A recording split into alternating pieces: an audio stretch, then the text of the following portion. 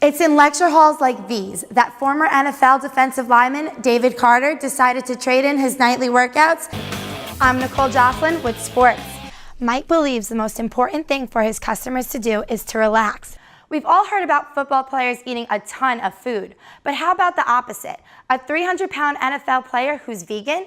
Currently, there is no antiviral treatment for the Zika virus. Even though Tussey Mountain got off to a little later start this year, as you can see here, that doesn't affect business. Lots of people are thinking baseball in State College. A major role in donating overlooked but necessary items such as socks and underwear, especially during the cold winter months. This is the first time the team has finished the season unbeaten since 1972.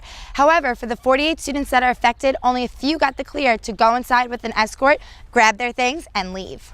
That's all for sports. Now back to you at the desk. Health officials want Pennsylvanians to closely watch travel advisories on the fast-spreading Zika virus.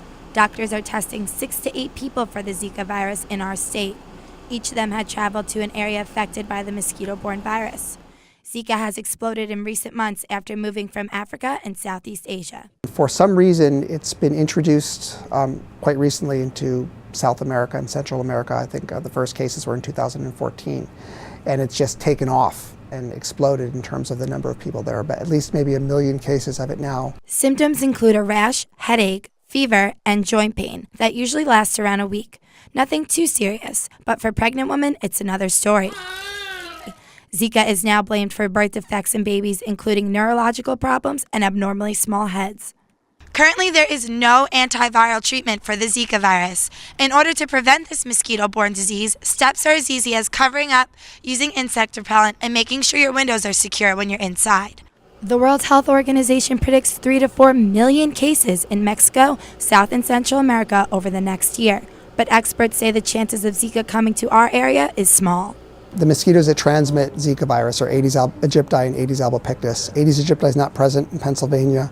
Aedes albopictus is present in sort of the southeastern part of the state. It does occasionally occur even in State College, but it's not a stable population. They don't live through the winter. The WHO, which yesterday declared Zika a health emergency, is now trying to ramp up efforts to fight the outbreak. In State College, I'm Nicole Joscelyn for the Center County Report. 48 years? Talk about going by fast. Wow. Many of you know the face. Mike Herr, known as Mike the Mailman, has been an icon on Penn State campus for almost half a century. But time marches on, and Mike will soon say goodbye. He's set to retire on April 1st, the anniversary of his first day on the job, 48 years ago. Born and raised in Lock Haven, Mike says he has always loved Central Pennsylvania and considers himself a homebody. After landing a job at the postal office in State College in 1968, he knew he wanted to be in this business for the rest of his life. It's bittersweet, it's really bittersweet because I like what I do. I really don't consider it a job.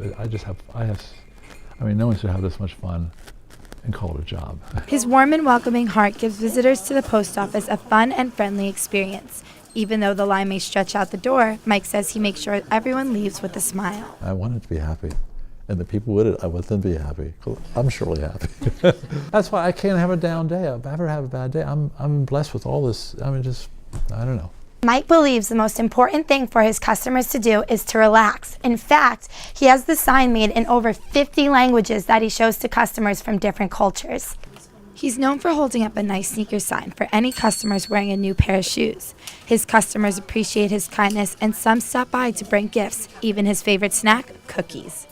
He treats everyone like they're more than human. He just makes everyone feel loved and welcomed, and sometimes when you're away from home, you really can use that. Mike says he's going to use his retirement to spend more time with his family, work on his home, and even write a book. In University Park, I'm Nicole Joscelyn for the Center County Report.